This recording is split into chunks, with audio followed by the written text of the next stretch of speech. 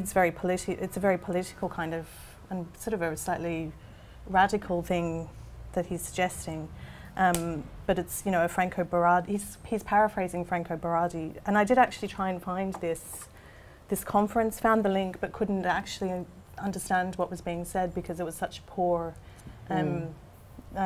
video recording. But I think, you know, in terms of my own work, this, you know, the very direct sort of politic that's being discussed here isn't so important, but what sort of is being suggested, this sort of pervasiveness, or what he says, the pervasiveness, the omnipresence or inescapability of art, which is a terrifying diagnosis.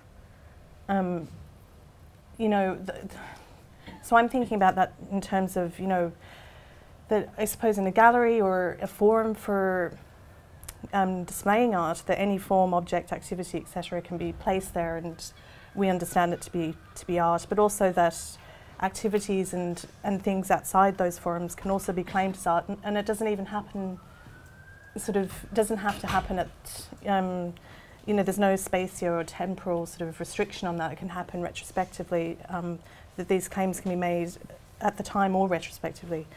So I think Rollstrata, if I'm pronouncing the name correctly, I think he's right. It is a sort of terrifying suggestion that art can be omnipresent and all-encompassing.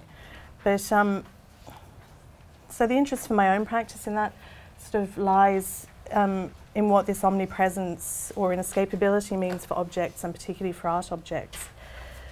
And it sort of goes well beyond what the sort of authoring that takes place with, like, the ready-made, which we'll discuss a bit more later on. Oh, that's better. But you know, I'm